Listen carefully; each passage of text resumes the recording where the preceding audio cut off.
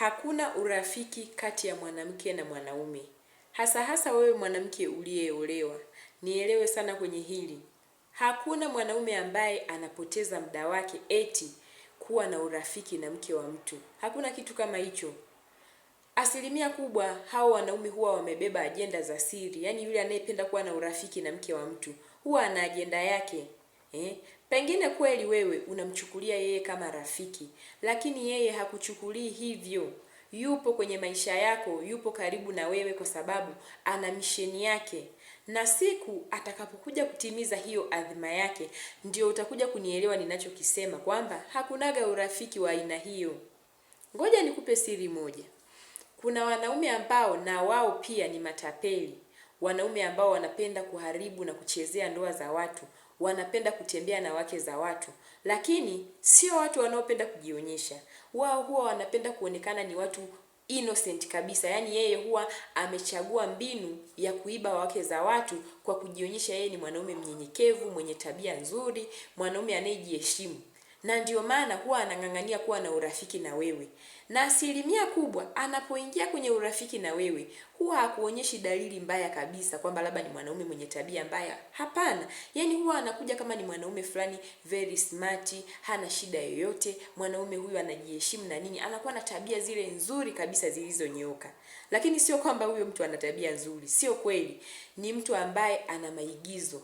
Na nikwambie tu ukweli, hakuna mwanaume mbaya kama huyu. Ni afadhali kwa kutana na yule tapeli wa kujionyesha, lakini sio mwanaume ambaye anakuja kwenye maisha yako kama mtu innocent, yani ni kama mtu ambaye anajiheshimu, mtu mwenye tabia nzuri. Yani mwanaume wa hivyo ni tapeli wa kimataifa. Sijui kama utanielewa nikikwambia hivyo. Asilimia kubwa sisi wanawake huwa tuna udhaifu ambao tunao. Tukishakuwa na ukaribu na mtu kwa muda mrefu, huwa tunaanza kushare changamoto zetu au matatizo yetu, tunaanza kumwambia huyo mtu.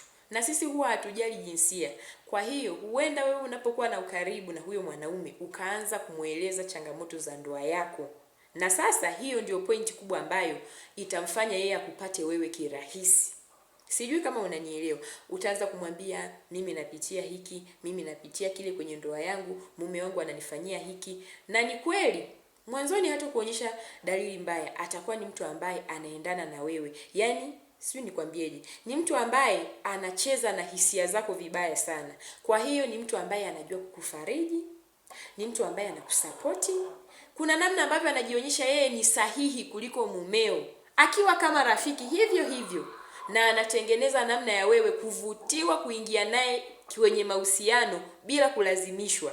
Yaani utaamua mwenyewe kwa namna anavyokutendea vizuri. Na ngoja nikupe siri moja.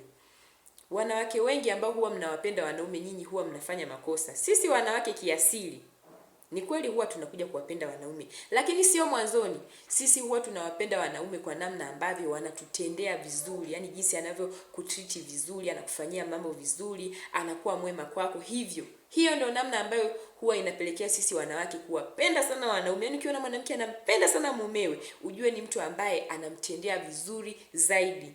Ndio iko hivyo sisi wanawake. Kwa hiyo, huyo mwanaume kwa kukaa kwenye maisha yako, akiwa anakutendea vizuri, akiwa ni mtu anayeendana na wewe, akiwa ni mtu ambaye kama mnaongea lugha moja, sijui kama unanielewa, ndivyo namna yake na yeye ya kuiba mke wa mtu ilivyo.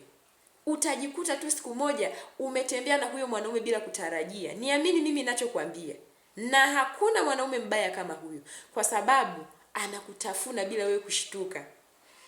Kuna ile kauli huwa wanasema kikulacho kiko nguoni mwako. Yaani hiyo sio uongo, ni kweli kabisa. Na ndio maana wanakwambia kila siku. Hakunaga urafiki wa namna hiyo. Mwanaume yeyote ambaye anajiweka karibu na maisha yako, tena wewe ukiwa mke wa mtu, eti yeye anajifanya yuko kama rafiki, sio mtu mzuri. Na hautakuja kujua mapema kwamba huyo sio mtu mzuri mpaka yatakapokufika siku ambayo atakuvurugia ndoa yako, ndio atakuonyesha rangi yake halisi kwamba yeye ni mtu wa namna gani.